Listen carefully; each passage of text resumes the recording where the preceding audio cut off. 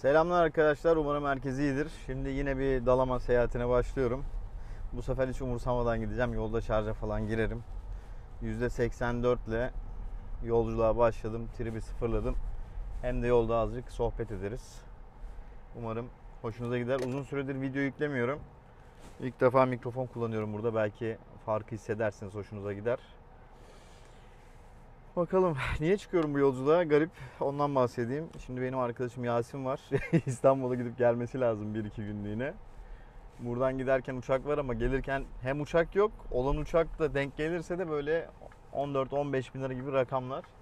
Sonra dedi ki İzmir'den mi dönsem, Dalaman buraya nasıl falan filan kıvranıyor böyle. Yani diyor ki bana ya İzmir'den beni al ya Dalaman'dan al falan. Bunları yapan, bunları böyle ima eden sözler kullanıyor. Benim de Dalaman'da çok sevdiğim bir arkadaşım var. Eski çalıştığım şirketten. Ona da gidip kalıyorum arada sırada. Gezdiriyor bana oraları. Ben oraya hep gidip gelişimde yapmadım. Yani sezon dışı gittim. Hiç denize falan girmedim. Ve çok güzel yerlerdi. Şimdi oraya gideceğim. Ha dedim ki o arkadaşım beni aramıştı. Bu ara gel hani ev müsait. Hanım İstanbul'a gitti. İşte gel çay kahve yapar içeriz gezeriz tozarız. Ben de iyi tamam demiştim. Şimdi öyle fırsat çıkınca Yasin de böyle deyince dedim ki tamam sen dönüş biletini Dalaman'a al. Sabah da seni alırım. Giderim 1-2 gün kalırım. Sabah da seni alırım. Gelirken de dedim Akçaova mıydı neydi? Bu Aşıklar Yolu var. Okaliptüs ağaçlarının olduğu. Ula tarafında. Orada dedim bir sabah tost yeriz. Oradan devam ederiz. Sen de dedim görmüş olursun. Güzel olur. O yüzden bu olayı bir yine geziye çevirdim yani. Şimdi o yüzden yola çıktım. Gidiyorum. Arabayı esasında %100 de yapar çıkardım da akşamdan koydum. Ben bunu Chopin'le aynı prize takıyorum ve oraya da bir sigorta koydurdum. Hani ikisi beraber çalıştığında atsın diye, ısınmasın diye. Nitekim Chopin'i kapatmayı unutursam, bu da takılıysa ikisinin denk geldiği yani Chopin'in ısıtmak istediği anlarda arabayla aynı anda şarj etmiş oluyor ve o elektrik değerleri yükseldiği için şalter atıyor. Gece saati 2.30'da şalter atmış. Dolayısıyla araba %73'te mi %74'te mi ne kalmış. Ondan sonra ben onu sabah fark edince gittim yaptım işte. Hem Chopin'i kapattım hem şalteri kaldırdım ve araba şarj olmaya başladı. Öyle de %84'e kadar geldi. Şimdi çıkacağım. Saatlerimiz 11-17. Herhangi bir tasarrufa dikkat etmeden devam edeceğim. Sonuçları paylaşırım ama burada esas yapmak istediğim sohbet etmek. Şimdi birinci konu Tesla. Tesla'da ne var? Benim burada çok yakın arkadaşım, komşum sayılır yani aramızda böyle bisikletle gidip geliyorum bazen 3-4 dakika var. Orada Tesla aldı, teslim aldı, geldi yine Tesla. Kullandım. Beklediğimden çok güzel çıktı araba. Yani ben Tesla o kadar güzel her şeyi bir araya getirmiş ki fiyat performans anlamında. Tamam eksiklikleri var. Bazı detaylar doğru değil. Kaliteli olmayabilir falan filan ama bu kadar uygun fiyata bu kadar özellikli bir arabayı ve bu kadar büyük, oturumu rahat, kullanması rahat, ne bileyim bakış görüş açıları rahat, karizması iyi, ondan sonra bir arabayı bu fiyatlara veriyor olması gerçekten büyük başarı. Bunu bir kenara koyalım. Yani öyle bir rakamda, öyle bir şekilde satıyorlar ki bu arabayı, eksiklerini laf etmeye aslında hakkımız yok. Ama ben en azından kendi arabamla kıyaslayabilirim veya kullandığım diğer arabalarla kıyaslayabilirim. Öyle bir kıyaslama yaparsak tabii ki eksikleri var ama bunlar eksik değil dediğim gibi. Bu fiyatın içerisinde olan eksikler yani. Ben hani Tesla alsam bu fiyattan ve böyle bir araba alsam eksiklerini görmem. Görmenize de gerek yok. Bu araba öyle bir iddiası da yok zaten. Dolayısıyla fiyat performans olarak gayet başarılı, kullanışlı, keyif veren, alan kişiyi mutlu eden bir araba olduğunu düşünüyorum. O yüzden üretenlerden de yapanlardan da getirenlere tebrik ederim yani. Onun sayesinde de birçok araba fiyatını uygun tutuyor. Yani TOG olmasa Tesla pahalı olur. Tesla olmasa TOG pahalı olur. Bu rakipler birbirini aşağı çekiyor. Bir tek BYD'yi ben gerçekten anlamıyorum. Neden satılıyor? Neden bu kadar milletin ilgisi var? Hani alan bir kişi söyleyeyim. Benim teyzem. Yani 65 yaşında bir kadın gitmiş BYD almış. Tabii demedim ben ona niye böyle bir şey aldı. Çünkü onun öyle bir algısı yok yani. Araba değerlendirecek bir şey yok. Yani Türkiye'de hiçbir şeyden haberi olmayan, sadece birilerinin sözüyle hareket eden insan sayısı da çok. Ve bunlar genelde onlara satılıyor yani. Gerçekten arabadan anlayan insan bir şeyleri test edebilen insan zannetmiyorum ki gitsin bir Çinli markayı alsın. Bunların arasında tabii ki istisnalar vardır. Ama benim şimdiye kadar kullandığım Çinlilerin içerisinde hiç böyle kullanımını sevdiğim olmadı yani. Neleri kullandınız dersen bilmiyorum, sayamam ama dönem dönem denk geldim, kullandım. Benim orada anladığım şu Çinli markalarda. Aksesuar, donanım full okey. Ama bu donanımları siz kağıt üzerinde full bu arabaların. Yani ne diyeyim? Benim bazı kullandığım arabalarda otomatik otomatik far asistanı vardı. Ama öyle yerlerde çalışıyordu ki kullanmak istemiyordunuz yani. Sizin yapmak istediklerinizle arabanın yaptığı optimizasyon doğru olmadığı için o özelliği ben kullanmayayım bunu diyorsunuz. Veyahut da otonom sürüş işte, ya da ne bileyim şerit takip, işte ne bileyim adaptif kruz kontrol. Bunlar düzgün çalışmadığı zaman hiç kullanılmayan şeyler. Yani onu var gibi koymayın. Ya da auto hold. Bu düzgün çalışmıyorsa seni rahatsız eder hale geliyor. Start stop. Bu da düzgün çalışmadığı zaman seni rahatsız eder hale geliyor ve kullanmıyorsun. O yüzden düzgün çalışmayan bir özelliğin var olmasının hiçbir anlamı yok. Anlatabildim mi? Dolayısıyla benim şimdiye kadar kullandığım Çinli arabaların ne direksiyon hassasiyeti, ne gaz hassasiyeti, ne fren hassasiyeti, bunların hiçbiri düzgün çalışmıyordu. Ki ön yargılı davranıyorum, BD'de de düzgün çalışmıyordur. Çünkü tanıtımını yapan insanlar bile bunlara ufak ufak dokunuşlar yapıyor. Emin olun onlar da kalkıp o arabayı almazlar. Alanı da görmedim ben. Bir böyle influencer'ın ya da ne bileyim araba test eden birinin BD aldığını gördünüz mü? Görmediniz, görmeyeceksiniz de. Çünkü onlar bu arabayı almaz. Bu arabayı sadece o donanım listesine bakıp var diyen ve diğer doğru çalışanları da hiç kullanmayan insanlar alıp kullanır. Çünkü onlar o deneyime sahip değil. Yani bir Renault Zoe ben kullandım, biliyorsunuz. Onun bile fren sistemi, direksiyon sistemi bütün Çinlilerden iyidir. Çünkü Renault'un yıllarca ürettiği parçalarla üretmeye devam ediyor. Kalkıp yeniden bir şey yapmamışlar. Bir deneyime sahipler. Dolayısıyla sürekli araba üreten, geçmişten gelen markaların ürettiği elektrikli arabalar kesinlikle çok daha başarılı olacaktır bu konularda. Benim arabamda mesela adaptif far asistanı o kadar güzel çalışıyor ki ben açıp kapalı mı ona bakmak için ekrana bakıyorum yani. Çünkü çok güzel ayarlamışlar. Yani farı bile direkt açmayıp aşağıdan yukarı doğru açıyor ki senin önüne birden böyle flash çakar gibi uzunlar çalışmıyor. Veyahut da farlarını, yükseklik ayarını otomatik kendi yapıyor öndeki arabaya göre, devamlı yapıyor. Yani far ayarı diye bir şey yok. Kendi ayarlıyor devamlı. Yani böyle şeyler arabalarda yok. Onu düşünecek şeyleri de yok, kabiliyetleri de yok bence. Ve düzgün de yapamıyorlar. Auto hold, gaz tepkisi, bunlar günlük hayatınızda o kadar çok lazım olan şeyler ki. Gelelim Tesla'ya yine. Tesla geldi, çok kısa bir süre kullandım. Şarjını yaptık. Gayet güzel, hızlı şarj oluyor. Ondan sonra ekrana devamlı dokunuyorum. Ekran kararıyor çünkü artık şeyinden. Uygulamanın çalıştığının farkında değil iPhone yani nedense. Dolayısıyla bunları baz alarak biz bir arabaya iyi kötü veyahut da başka yorumlar yapıyoruz. Bunu da göz önünde bulundurduğunuzda Tesla dediğim gibi fiyat performans olarak çok iyi bir araba. Çizgilerine falan da baktım, gayet güzel oturtmuşlar. İçinde kusursuz yani. Ama nedir benim arabamda hissettiğim, onda hissedemediğim şeyler? Direksiyonu tuttuğumda gerçekten hani böyle bir bilgisayar sisteminin direksiyon kitiymiş gibi bir hissiyat var. Dokunduğunda dahi bu var yani. O kullanılan artık deriden, malzemeden, tuşlardan bunu hissedebiliyorsunuz. Ondan sonra koltukların suni deri olduğu çok belli ki, beyaz deri seçti arkadaşım. Kapılar falan da deri. Hani kısmı daha az onda. Plastik parça kısmı ya da kumaş kısmı. Ben itiraz etmiyorum. O arabada olması gereken deri o zaten yani. Kalkıp ona ceylan derisi kullanacak halleri yok yani. Ama fark olarak söylüyorum yani, bu da geri dönüştürülebilir bir deri. O da öyle. Ama onunki gerçekten Çinlilere yakın bir deri. O kadar kötü değil. Ama Çinlilerin yaptığı derilere de yakın bir deri. Onu da dokunduğunuzda hissediyorsunuz o yapaylığı. Anlatabildim mi? Kötü olduğu için söylemiyorum yine. O fiyata göre yine çok en iyisini kullanmışlar yani. Daha iyisini de o fiyatlara yapan zor bulunur. Efendime söyleyeyim, yazılım konusunda Tesla çok övülüyor. Çok merak ediyordum. Gerçekten. Açtım, kullandım, baktım. İşte rota çizdim falan nasıl yapılıyor diye. Şimdi meğersem onda da eksikler varmış. Hani ben arkadaşım alırken ya senin arabadaki gibi şey yapıyor mudur? İşte Şarj istasyonlarına götürüyor mudur falan diye sorular soruyordu. Ya dedim ben de götürüyor. Tesla'da hayli götürüyordur falan diyordum. Halbuki Tesla'da da rota çizdiğinizde sadece Tesla şarj istasyonlarını gösteriyor. Diğer alternatifleri kesinlikle rotaya koymuyor. Atıyorum biz Bodrum'dayız. Yakınlarda tabii ki şarj istasyonu yok Tesla'nın. Rota çiziyoruz. Eğer şehir içinde bir rota çizersek, yani Bodrum içerisinde, diyor ki Tesla şarj istasyonu bulunamadı. Şehir dışında seçersek ilk şarj istasyonu diyor ki -60 ile -70 ile varabilirsin.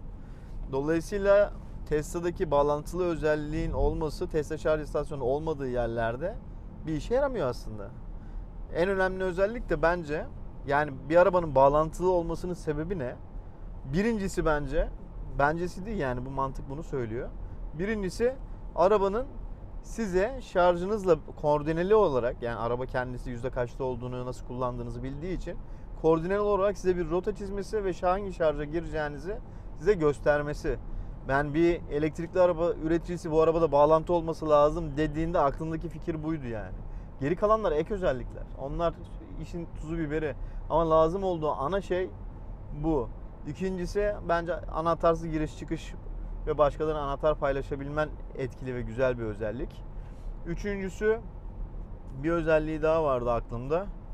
İşte arabanın haritada yerini bulman, camları açıp kapanaman, bir de klima bence. Sonra önceden iklimlendirme yapabilmen istediğin zaman bağlantı sayesinde çok önemli. Bu üçü must. Yani işe yararlılık anlamında. Geri kalanları yani çok da anlamlı mı bilmiyorum yani. Camının açık olup olmadığını görmen, uzaktan kapayıp açman, ne bileyim işte korna çalman, farları yakman, arabayı dans ettirmen, içinde YouTube izlemen vesaire vesaire, bunlar ekstraları. Bu ekstraları bir özellik olarak esasında burada saymamamız lazım. Bunlar zaten bağlantı olduğu için yapılabilen. Onların da tamam madem bağlantı var bunları ekleyelim dediği için olan şeyler. Eğer bu dediğim ilk üç özellik güzel çalışmıyorsa o bağlantının da bir anlamı olmuyor. En önemlisi ne? Harita özelliği. Ya Türkiye'deki bağlantılı arabaların hemen hemen hiçbiri doğru düzgün harita özelliği, benim arabam da dahil, harita özelliğini online doğru düzgün kullanamıyoruz. Niye kullanamıyoruz? Yine Allah'tan bizimkinde 5-6 tane şarj istasyonunu eklemişler de rotayı çizerken, yani benimki, yani Mini Countryman'in, Mini'nin daha doğrusu yazılımı, harita çizme konusundaki yazılımı Tesla'ya 10'la çarpar yani. Benim gördüğüm kadarıyla. Yanlış anlamadıysam. Çünkü ben bunda yaptığım şeyleri onda yapamıyorum. Mesela ne? Ben şimdi bir kere 5 tane şarj istasyonu var bunda ve işe yarar şarj istasyonları. Yani ZES var, e-şarj var. Hadi bunlar işe yarar ama her yerde var ama pahalılar. Şey var, en yakıt var, Geo EV var. Zaten en yakıt yeter. Yani bence fiyat performans olarak en iyi şarj istasyonlarından biri. Turgo da öyle. En yakıt ve Geo EV'yi seçtiğinde buradan İstanbul'a, ne bileyim Diyarbakır'a, her yere gidebileceğin mantıklı bir şarj güzergahı kurabiliyorsun. Hatta B-Full de eklenmiş ondan sonra. Dolayısıyla bende bunlar ekli olduğu için ben rota çiz dediğimde direkt bunlardan benim seçtiklerimle çizebiliyor. Yani ben sadece en yakıt kullanarak git diyebiliyorum. Bu çok güzel bir özellik. Tesla'da şu an bunu yapamıyorsun. Hiçbir markada yapamıyorsun. Dolayısıyla bir diğer özellik de harita çizerken, ben şimdi çizdim mesela, en yakıtları seçerek gitti ya da Geo EV ile en yakıtı karma yaptı. Yolda sadece bunları kullanarak bir rota çizdi. O çizdiği rotada da ben kendi ekranımda gidip üzerine bastığımda değiştir dediğimde, seçenek var değiştirici, Tesla'da bu yok. Değiştire bastığımda yine aynı o şarj istasyonu etrafında, atıyorum 10 kilometre çevresindeki şarj istasyonları karşıma çıkartıyor. Solda da listesini çıkartıyor. O listeden de istediğini seçip yer değiştirebiliyorsun. Anlatabildim mi? Hani burada da eksikler var. Ne eksik var? Ben şimdi sadece yol güzergahım üzerindekini görmek istiyorum. Bana dese ki mesela değiştir dediğimde, lan ilk bana gösterdiğinin yönündekileri bari sadece karmaşa olmasın gibi veya sağda mı solda mı olduğunu göster gibi seçenekler eklenebilir ama bunlar tabii düşünülmemiş, daha yapılmamış. Yapılacaktır ileride. Gibi benim haritam da çok kolay, ben optimize edip kendime göre çevirebiliyorum. Başka şarj istasyonlarını ekleyebiliyorum. Kendi sisteminde kayıtlı olmasa da. Çünkü normal haritasını açtığımda şarj istasyonlarını göster dediğimde bütün çevredeki bütün markaları gösteriyor zaten. Ve bunların içerisine girdiğimde çoğunda fiyatına kadar detay da gösterebiliyor. Kendi içine kayıtlı data alabildiği şarj istasyonlarında sanki o uygulamadaymışsın gibi cep telefonu uygulamasına girdiğinde işte bölgede çekilmiş, yani kullanıcıların çektiği resimlere kadar kendi uygulamanın içindeymişsin gibi bir datalar, veriler geliyor. Güzel yapmışlar. Daha da gelişecektir. Benim tek ricam şu an Mini'nin kendi yazılımının içerisine büyük, ilk 15-20 tane iyi şarj istasyonunu acilen eklemesi. Onu da ben sorduğumda yani hepsinin datalarının toplanması, düzgün bir şekilde olması için falan filan diyorlar ama en yakıt yeni eklendi. Demek ki BeFull yeni eklendi. Yapanlarınkini ekleyebiliyorsunuz. Dolayısıyla bu konuda firmalar mı elini hızlı tutması lazım? Evet arkadaşlar, yolculuk devam ediyor. Şu an Muğla'ya geçtim. Rüyam AVM diye bir AVM var. Yeni açıldı. Onu devamlı görüyordum ben burada gelip giderken. Bir içine gireyim dedim. Şarj istasyonu neler var neler yok bir analiz yapayım da aklımda olsun diye. Dönüşte çünkü belki girerim, belki giderken. Şimdi güzel bir yer görsem girerdim. İçeride Ottawatt ve ZES var sadece. ZES zaten pahalı. Ottawatt'ta ise yerine göre fiyat politikası var. Şimdi burada tekeli yapmışlar ZES'le. Fiyatları eşitlemişler. Aşağıda çok ilginç bir şey gördüm. Otopark alanında. Çok büyük bir kapalı otopark yok. Veya 2 tane kapalı otopark var, anlamadım. Bir tanesine girdim ben. Orada direkt fişe bağlı ücretsiz şarj yerleri vardı. Ama normal prize takılı olduğu için 3 kW'da şarj ediyor. Yani böyle 6-7 saat arabanız orada kalacaksa 3 kere 6 18 bedava şarj yapma ihtimaliniz var. Öyle bir alan oluşturmuşlar bir sebepten dolayı. Yani normal AC şarj gibi direkt dikmiş, üzerine makine oluyor ya normalde. Onun yerine fiş var. Fişin yanında da o Fairy diye bir marka vardı. Şarj cihazı. Ben de ilk ondan kullanıyordum. O da normal prizle duvardan şarja yarayan bir cihaz. Onu da yanına bağlamışlar. Yani dolayısıyla oradan prize takıp onu da aracınıza takıp ücretsiz elektrik vermişler. Güzel olmuş. Ama sadece Ottawatt ve ZES olması pek olmamış yani. Hoşuma gitmedi. Hemen karşısında Turgo falan vardı ama tabii karşıya geçmek gerekiyordu. Ben onunla uğraşmadım. Şimdi yolculuğuma devam ediyorum. İleride bir en yakıt mevcut. En yakıta gireceğim. Orada bir 10-15 dakika şarj edeceğim ki dönüşte şu yokuşta ciddi şarj gidiyor çünkü. Oraya rahat rahat basa basa çıkayım diye. Şimdi ben buradaki şu anki güncel verileri de söyleyeyim size. Şu an ortalamam 16 kW ve 120 kilometrelik bir yol yapmışım. Bu 16 kW inanılmaz düşük aslında. Niye diyeceksiniz? Şu an ben acayip yokuş çıkarak geldim buraya. Şimdi bu Sakar geçidinden aşağı doğru inanılmaz bir yokuş ineceğim. Yani böyle 12 lira falan düşebilir. 16 inanılmaz ekonomik geldi ve hava 38 derece. Yani şöyle diyeyim ben size. Ben bu Sakar geçidinden çıktığımda %20 şarjla başladım. Bodrum'a kadar gidebildim. Öyle bir yokuş var yani buradan Bodrum'a doğru, aşağı doğru. Bu da inanılmaz fark ediyor yani. Menzil ekliyor. %20 ile böyle 160 kilometre falan yapmıştım yani. 150-160 kilometre yapmıştım. Dolayısıyla işin zor kısmını geçtik. Şimdi yokuş aşağı gideceğimiz yerde de 16 kW'dayız. Deli gibi yokuş ineceğiz. Rejenerasyon da yapacağız, akıntı da yapacağız. Aka aka gideceğiz şimdi. Dolayısıyla ben bu ortalama değerinin çok düşük olacağını düşünüyorum. Çok ciddi bir yokuş ineceğiz çünkü. Bakalım ne çıkacak. Yani hızlı mı geldim, yavaş mı geldim? Bence çok hızlı gelmedim ama o trafik de öyle gerektirdi. Ama yavaş geldim, yavaş da gelmedim. Yani bir tasarruf için herhangi bir şey yapmadım yani. Yavaş şunu yapayım, bunu yapayım demedim atıyorum. Şimdi mesela yavaşım. 60-70 falanım şu an. Ama önümde kamyon var, o yüzden yavaşım. Kamyon açılınca yoluma basıp devam ediyorum yani, öyle bu hızla devam edip kamyonun arkasına gene saklanmıyorum. Rahat bir sürüşle böyle geldim. Çok iyi bir değer bence. Bu yolu bilenler zaten buranın ne kadar yokuş, iniş çıkış olduğunu bilir.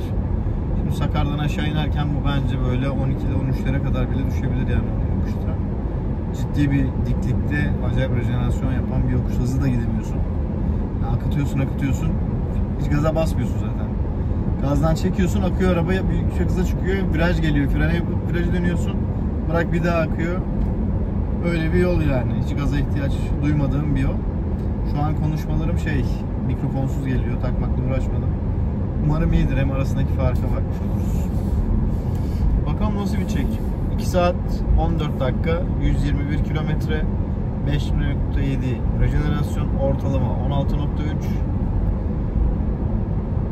ve gidiyoruz. Anlatacak bir şeyler mutlaka vardır. Ama kafamdaki konular acayip dağınık yani. Ekonomiyle mi ilgili konuşayım, siyaset mi konuşayım, her şeyden bir şey var yani aklımda konuşmak istediğim. Ama sonra da anlamsız olduğunu düşünüyorum yani. Konuşanları dinliyorum, boş konuşuyorlar. Hiçbir şey değiştirmeyen bir şey konuşmanın da çok anlamı yok gibi geliyor yani. Konuşan zaten yüzlerce kişi var her konuda. Bisikletimden bahsedeyim ya size. Bisikleti alalı ne kadar oldu? Herhalde 1,5-2 ay olmuştur.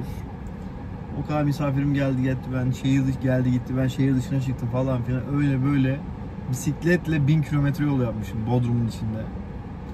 Çok ciddi. Hatta dün bile akşam bugün de çıkayım diye çıktım. Yani aynen aşağı her gün bir 20 kilometre yol yapmaya çalışıyorum. 20-25. Bazen 40, bazen 30. Bir kere 80 kilometre yol yaptım bir çıkışta. Hani bunları yapıyorum. İnanılmaz güzel bir şey. Bu elektrik destekli pedal çevirdiğin bisikletin şöyle bir artısı var. Sanki spora gitmişsin gibi, kardiyo antrenmanı gibi oluyor. Nabzını çok böyle inanılmaz kendini zorlamadan çok güzel böyle uzun yokuşları falan filan bitirmeni sağladığı için diyorsun ki ben bunda yolda kalmam, devam edeyim. Devam ettiğimi yaptığın için artık bir araç haline geliyor. Yani seni çok fazla zorlamadan, azıcık zorlayarak yol yapmanı sağladığından dolayı çok keyifli oluyor. Araba yerine kullanılabilecek veya motosiklet yerine kullanabilecek hale geliyor. Örnek vereyim, ben Gümüşlük'ten merkeze tam 20 kilometre aşağı yukarı. O mesafeyi arabayla gidersen normal bir gün içerisinde yaklaşık 25 dakika, 30 dakika falan sürer yani. Ki bugün gittik, geldik, siz baktınız kaç dakika sürdüğüne. Yani 20-25 dakika rahat sürüyor. Bisiklette de 35-40 dakika sürüyor. Anlatabildim mi? Ve öyle inanılmaz öldüm bittim olmuyorsunuz yani. Keyifli bir şekilde gezerek gidiyorsunuz ki bunu sahilden de yapabilirsiniz, ana yoldan da yapabilirsiniz. Çok keyifli. Motosikletten de keyifli. Niye? Sanki yürüyüş yaparmışsınız gibi gidiyorsunuz ve yürüyerek çıktığınızda atıyorum 45 dakikada gezebileceğinizin 5 katı yer geziyorsunuz. 5 farklı çarşı görüyorsunuz.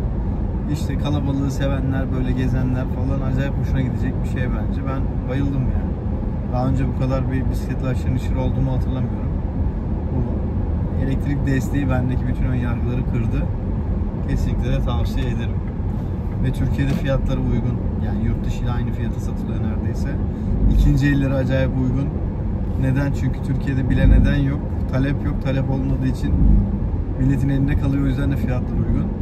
Yani bu, ben Lyon'a gitmiştim. Lyon'da herkes bisikletle geziyor. Bayır yukarı, bayır aşağı veya inanılmaz yokuşlu bir yer. Herkes kullanıyor. O zaman anlam verememiştim. Şimdi acayip anlıyorum yani. Acayip. Şu an şey istiyorum, böyle arabamın bagajına koyayım, her yere götüreyim, gittiğim yerde ona bineyim falan. Ama uğraşamıyorum yani. O ön tekeri sökmem lazım. Öbür türlü denedim, buna sığmıyor. İnşallah ses güzel geliyordur ya. Bakalım. Şimdi o psikopat yokuşa geldik. Buradan aşağı artık hepsi alınacak. 16.4 şu an. Ben bitişte size haber vereceğim. Demin şimdi sola sinyal verdim. En yakıta gitmek için şöyle bir arayolu yapmışlar. Merak ettim, gireyim bakayım dedim. Ya sola gireceğim. Arkadan adam arada var 100 metre, 50 metre. Sola sinyal veriyorum. Bekliyorum ki frene bassın. Aynadan bakıyorum. Frene bassın ki ben de gireyim diye. Adam yok, ne fren ne bir şey. Benim sinyal yaktığım halde geliyor yanıma, böyle durdu. Yanaştım dedim. Açtım, camı açtım, o da açtı. Ya dedim bir şey soracağım dedim. Yani biri önde sinyal verince dedim. Niye dedim oraya girme ihtiyacı duyuyorsunuz? Sadece siz özel dedim. Çok başıma geliyor dedim. Niye yapıyorsunuz dedim bunu? Acelem var diyor. Şu an yan yana bekliyoruz yani. Acelenizi nasıl karşıladı bu dedim yani. Daha hızlı mı gideceksiniz? Hiçbir anlamı olmadığı halde dedim niye böyle bir şey yapıyorsunuz? Bir anlamı var mı? İşte sen izin aldım, bir şeye yetişmeye çalışıyorum. O yüzden acelem var. Dedim bunun aceleyle alakası yok. Gerçekten neden yapıyorsun? Söyle, ben de öğreneyim dedim, rahat edeyim ya. Hiçbir anlam göremiyorum çünkü yani. Öndeki sinyal veriyorsa sen azıcık frene dokunsan o adam geçecek oraya, gayet güzel trafik akacak, devam edeceğiz. Öldüler ya. İlla oraya girecek, kafayı burnunu sokacak, yol vermedim. Keyif alıyorlar yani bundan. Abi nasıl bir dünyadayız ya? Ya tamam, ben de zamanında böyleydim de 17-18 yaşındaydım ya. 40 yaşında, 35 yaşında adam, sen hala niye bunu anlayıp da hayatını uygulayamıyorsun?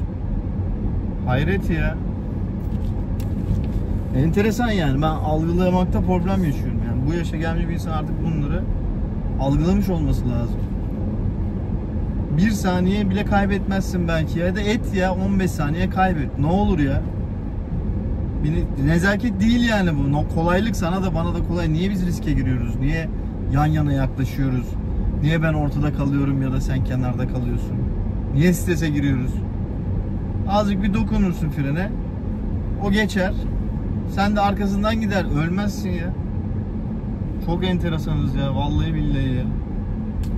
Şoklardayım. 15-16 yaşındaki çocuktan beklemiyorum bunu. 18'de 20'den de beklemiyorum ya.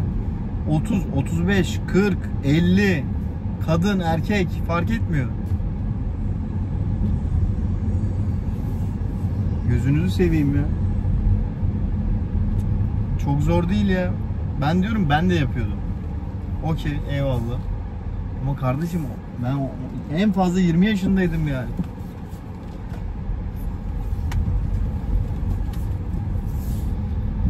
O yüzden rica ediyoruz. Lütfen azıcık da olsa yol verin. Ölmezsiniz yani. Hiçbir şey olmaz, merak etmeyin. Çoğu ufak tefek kaza bundan oluyordur ya. İnsanın vakti gidiyor, parası gidiyor, yazık günah. Mal almış, belki çok zor almış. Kaskosu olmayan var, bilmem nesi var. Bunlar büyük dertler. Boşu boşuna uğraşılır mı? Yazık günah ya. Milli selam. Ben adamın bir bagaj kapağı değişiyor, 150 bin lira fark ediyor ya fiyatı. 100 bin lira ucuza veriyor, yine satamıyor yani. Niye bagaj kapağın boyalı, değişmiş. Neyse, ben şimdi bir en yakıta gireyim 2 dakika. Biraz vakit geçeyim. Güzelmiş burası. Menteşe miydi burası? Öyle bir yer galiba. O yokuşlar daha başlamamış. Ben erken alarm vermişim. Yakında başlayacak az ileride. Fazla heyecanlanmışım. Size ortalama yakıttan haber vereceğim. Evet, şimdi en yakıta girdim. 10-15 dakika bir şarj ettim.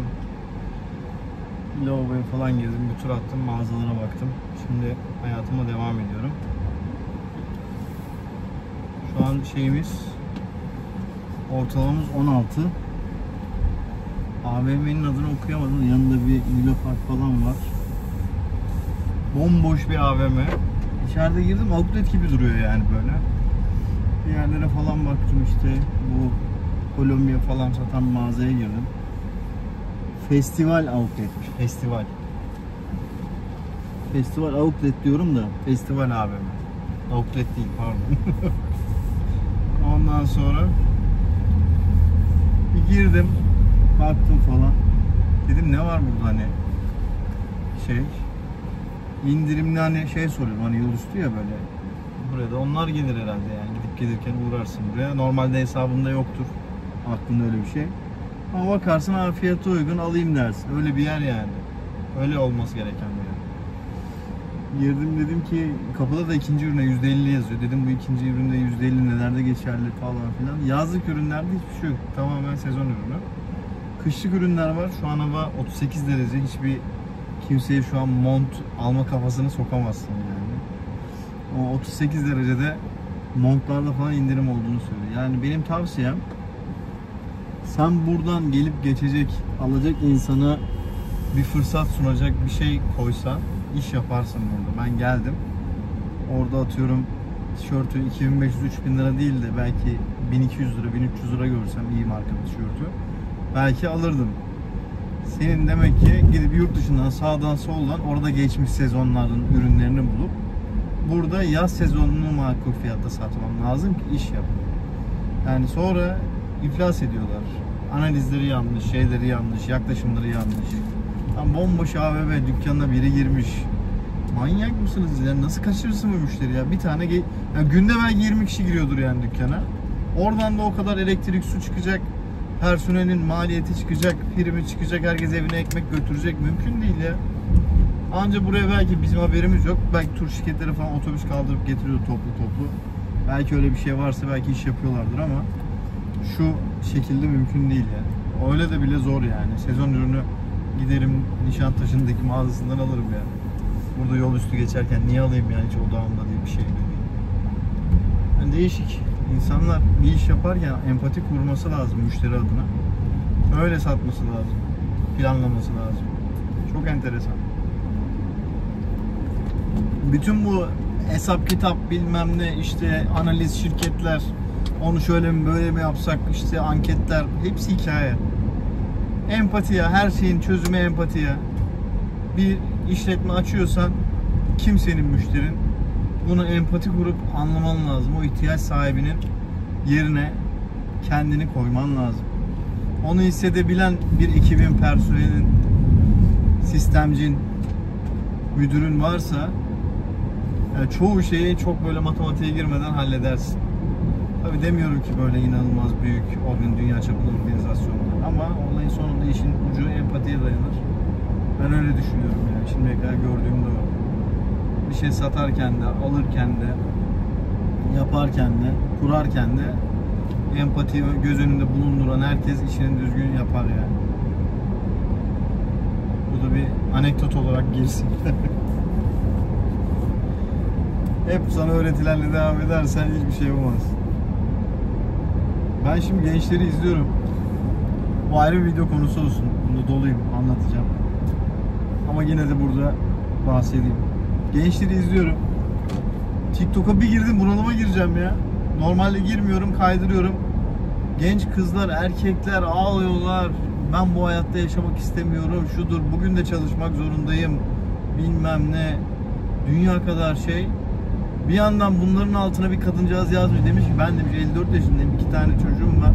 Kocam beni terk etti. Ben de şu an kuryelik yapıp onlara bakıyorum diyor. Ya siz nasıl yaşayacaksınız ya? Bu kadıncağız bunu yaparken, emek verirken mutlu. Siz anne babanızın evinden işe gidip geliyorsunuz, stajınıza bilmem nenize ölüyorsunuz ya. Tamam, demek ki sizi bu psikolojiye hazırlamamışlar. Yani siz geleceği hiç anlamadan, ne olacağını hiç öğrenmeden büyümüşsünüz. Bunlar size garip ve zor geliyor yani. Biz de çok sıkıntılarla büyüdük, yaşadık, sırtımızda eşya taşıdık, onu yaptık, bunu yaptık. Günlük işlerde çalıştık, üniversitede öyle, yurt dışında öyle, her yerde. Hiçbir yerde kolay bir hayat yaşamadık yani. Ailemizin desteği çok sınırlıydı yani. Belki yoktu bile çoğu zaman. Hep biz ailemize destek olmaya çalıştık. Yani şu anki gençler direkt herhalde onlara sosyal medyada gördükleri normal hayat öyle zannediyorlar herhalde. Yok. O gördüğünüz kız ya da çocuk binlerce heder olmuş çoluğun çocuğun içerisinden çıkan bir tane ya. Zannetmeyin ki herkes o yolda, çok kişi var.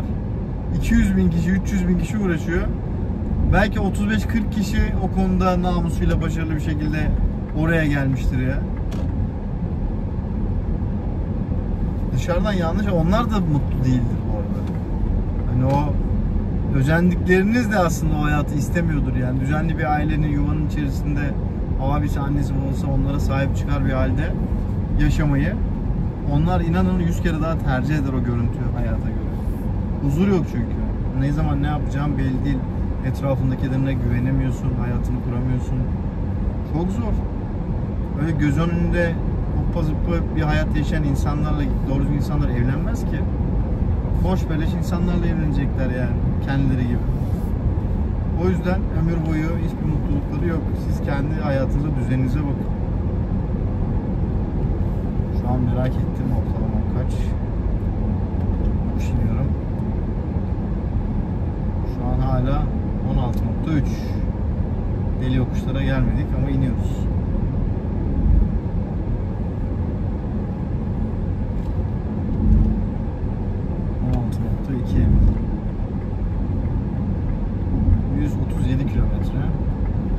Güzel bir şarj aldık böyle çıtır hızlıcana. 100 kW'larla falan herhalde ortalaması. %74 müydü, 75 miydi neydi? Çıktım. Şu an Ören Akbük sapağından geçiyorum. Halbuki Ören'e ben sahilden gayet güzel bir yoldan gidiyordum. Mikrofonsuz olmuyor mu acaba ya? Şöyle mikrofonsuz olmaz mı?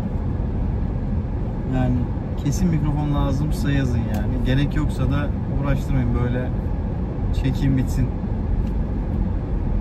Oradan al tak bilmem ne.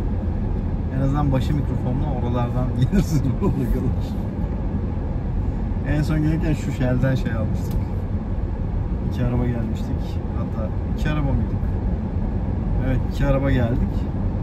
Bir araba burada benzin almak durumunda kaldı. Tam gün deli yol yaptık bugün. 360 kilometre yol yaptık tek şarjla. İçinde de 70-80 kilometre kaldı. Harun abi vardı diğer arabada. O şirkette elektrikli araba kullanıyormuş. Dedi ki bizim Mokkalar dedi hayatta bu kadar gitmez dedi. Kesin almak zorunda kalmıştım dedi yani şarj. Çok iyi gidiyor dedi. Bir daha benzinli arabayla beraber seyahat ettiğimiz için hep onunla beraber denk gittim yani. Şey yapmadım. Yavaş gitmedim yani. Hatta hep önde gittim. Hatta gazladık. Baktım bayağı şarj var. Dönüşte hem yokuş yukarı bastım, hem bu yollarda bastım. Hiçbir tasarruf yok. Biraz basa basa gittim. Ona rağmen 400 kilometre yaptı yani, çok iyiydi. Şimdi saat kaç? 2. Denize menize gireriz muhtemelen. Çok güzel sahneler, çok güzel yollar var. Şu an işte Marmaris, Köyceğiz, Dalyan. O taraflardayım yani. Tavsiye ederim. Fırsat bulursanız gelin. Ya illa böyle bir ay bir hafta gelmenize gerek yok ya. Atlayın gelin, bir tur atın, 2 denize girin dönün ya. Maceradır yani. Ne olacak? Hele elektrikli arabam varsa hiç düşünme. Maliyeti de yok adam. Abartıyorsunuz ya. Bütün sene beklemeler falan. Bir hafta sonra çıkacaksın Cuma'dan. Basacaksın buraya, geleceksin. Çat çat çat sahilleri gezeceksin. 2-3 yerde denize, suya gireceksin. Bir mangal yapacaksın. Belki bir gece konaklayacaksın. Ertesi gün hop geri döneceksin. Böyle güzel oluyor işte. Tertemiz. Yılda böyle 5 kere 10 kere şey yapsam bazı yer, bir Karadeniz, bir Doğu, bu taraf. Hayat daha güzel geçer yani.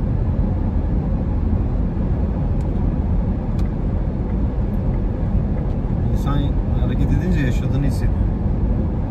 O tekrar eden düzenden bir şekilde kurtulmak lazım yani. Sürekli bir kurtulma olmasa da en azından böyle ara ara şeyler yapılabilir. Hareketler yapılabilir. Evet arkadaşlar, şimdi Sakarya yokuşunda sonunda inmeye başladım. Hatta seyir yerindeyim. Şu an 15.6'ya kadar düştü. Bakalım daha ne kadar düşecek. Diğer telefonumla da çekeyim. Bunları da eklerim size.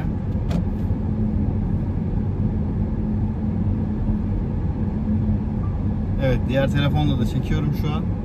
Orada ses olmayacak. Buradan sesi veririz.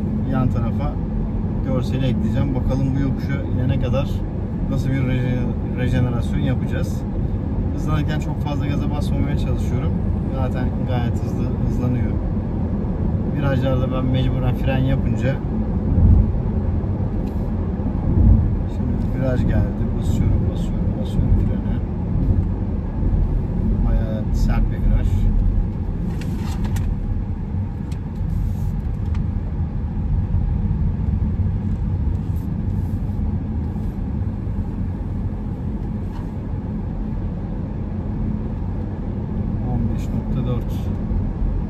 Bakalım nerelere inecek.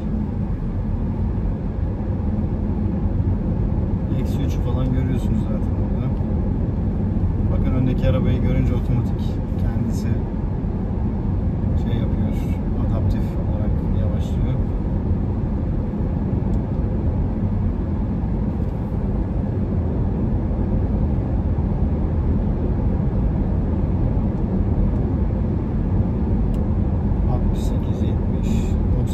Kadar şey yapıyor. Rejen yapıyor da mevzu o değil. Aynı zamanda ilerlememiz de lazım.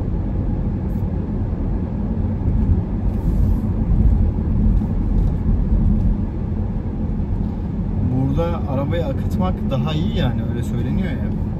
Orada bir atladıkları trik var.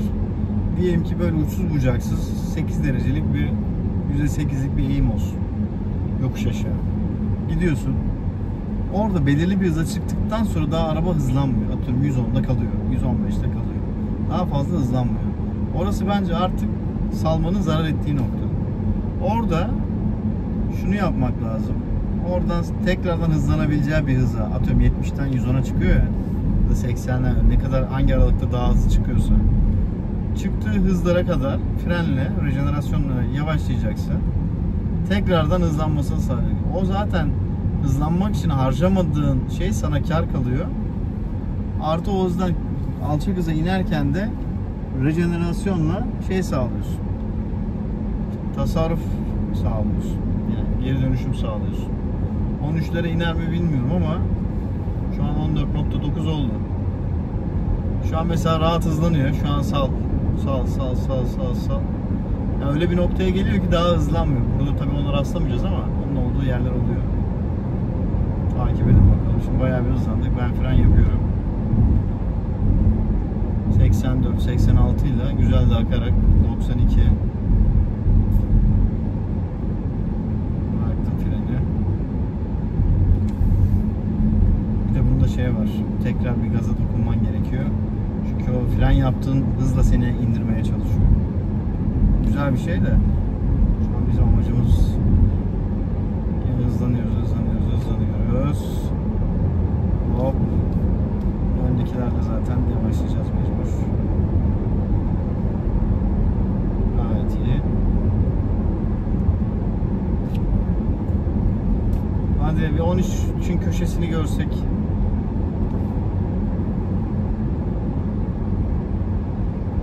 Görsek.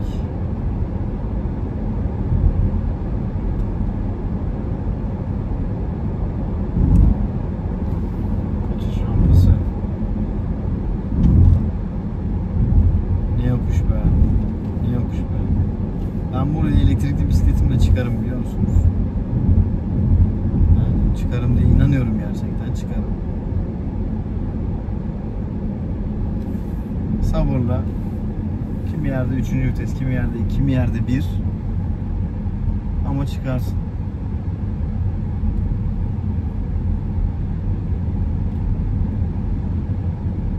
Çünkü daha dik yerlere çıktım, biliyorum. Tam bu kadar uzun değildi ama buranın da eğimi ona göre gayet iyi. Ben şimdi hızlanabilmek için şuna bir açayım kendimi. Ortalama hız varmış burada. Dikkat edin. Ve keyifli bir yol yani, ben burayı severim. Akyaka sapağına geldik.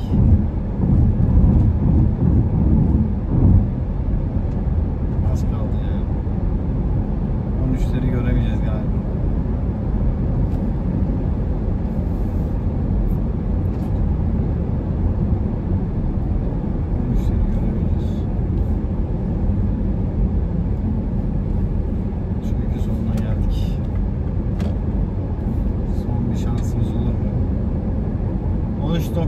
Bile razıydık be. Şeyimiz olsaydı, namımız yürüseydi. Olur, 13.9 olur, çıkar buradan, şu frende çıkar. Olacak mı? Basıyorum. Hadi. 13.9 istiyoruz. Oldu be. Evet, 13.9'a kadar indik. Güzel. Evet, yolun çoğunu bitirdik. Az bir şey kaldı. Dalaman'a. Durumları görüyorsunuz. Sürüş başlangıcına itibaren şeye bakalım. Yokuş aşağı indiğimiz için şarj itibariyeleye bakalım. Bak 2.5 ortalama. Şeyden beri. O 2.5 ortalama bizi düşürdü şeye. 24 kilometrenin 2.5 olması gayet güzel. Evet, devam ediyoruz bakalım.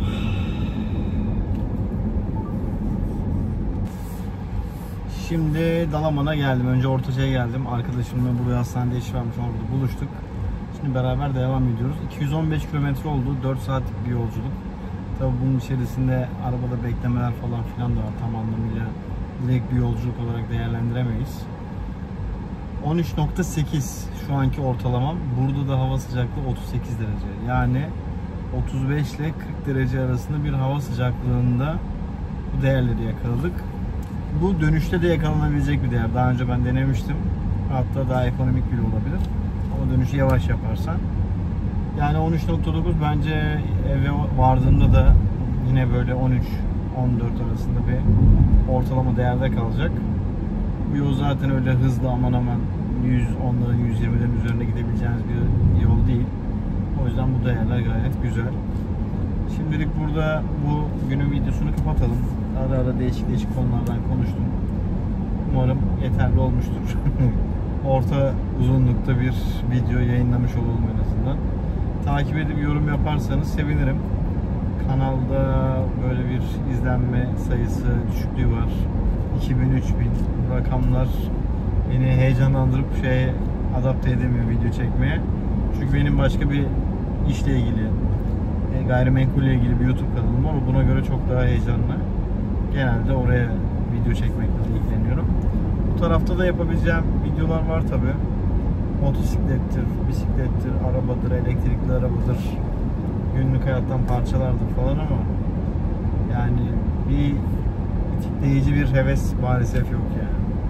Ama mutlaka bilmeniz gereken bir şey olursa, mesela yurt dışına çıkarken vizeyle ilgili çektiğim video gibi, vize almakla ilgili video gibi, öyle videolar ara ara başıma geldikçe yaparım. Hepinize edindiğim deneyimi paylaşmak adına güzel oluyor. Görüşmek dileğiyle, hoşça kalın. Allah'a emanet olun.